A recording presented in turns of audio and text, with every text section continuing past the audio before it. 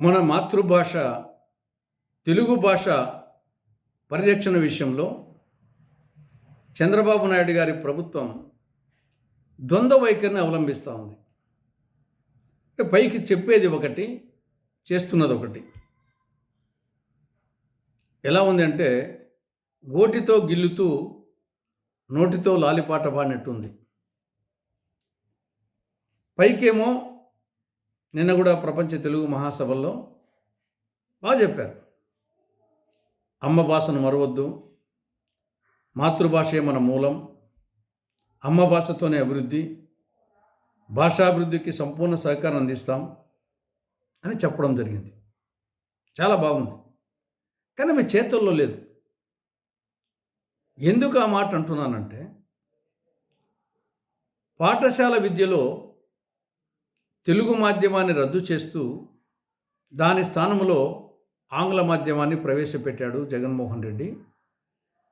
దానికి 2019 November 20న GO 85 ఇచ్చాడు. అంటే పాఠశాల విద్యలో తెలుగు మాధ్యమాన్ని రద్దు చేస్తూ దాని స్థానంలో ఆంగ్ల మాధ్యమాన్ని ప్రవేశపెడుతూ జీవో 85 2019 నవంబర్ 20న ఇచ్చాడు. ఆ జీవో ఇప్పటికీ కొనసాగుతూ ఉంది. చంద్రబాబు ప్రభుత్వంలో కూడా ఆ జీవో యథాతథంగా కొనసాగుతూ ఉంది. దీని పర్యవసానంగా ఎటువంటి పరిస్థితి దాపురించిందంటే,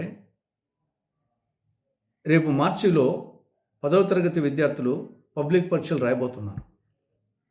94% మంది ఇంగ్లీష్ మీడియంలో రాయబోతున్నారు. 94% మంది ఇంగ్లీష్ మీడియం రాయబోతున్నారు. మంది తొలి భాషా ప్రయుక్త రాష్ట్రంగా ఏర్పడినటువంటి రాష్ట్రం. ప్రస్తుతం పరిపాలన సాగుతూ ఉండేది తెలుగుదేశం నేతృత్వంలోని కూటమి.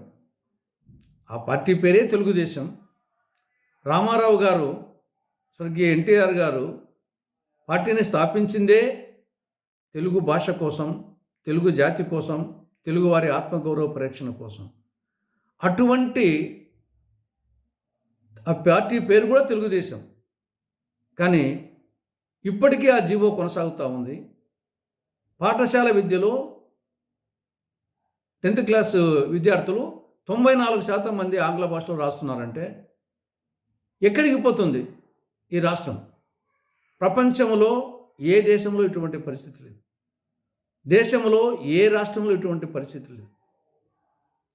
పాఠశాల విద్యలో, ప్రత్యేకించి ప్రాథమిక విద్యలో మాతృభాష లేనటువంటి రాష్ట్రం లేదు, లానటువంటి దేశం లేదు.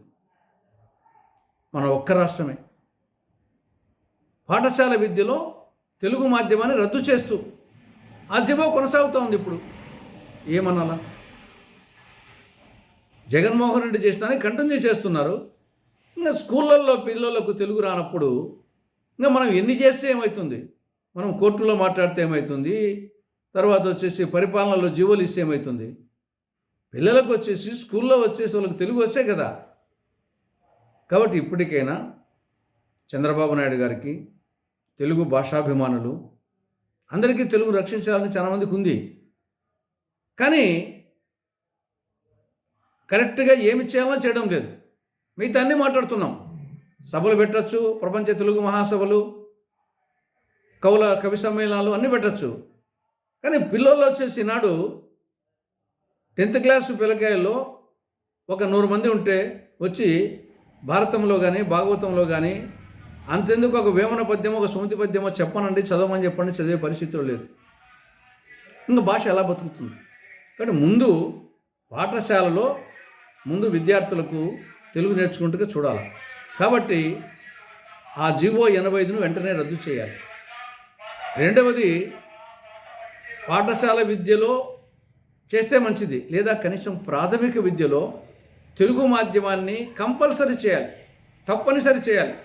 గవర్నమెంట్ స్కూలే కాదు, ప్రైవేట్ స్కూళ్ళలో, గవర్నమెంట్ స్కూళ్ళలో అన్నింటిలో కూడా ప్రాథమిక విద్య 5వ తరగతి వరకు ఖచ్చితంగా కంపల్సరీ చేయాలి తెలుగు మాధ్యమాన్ని.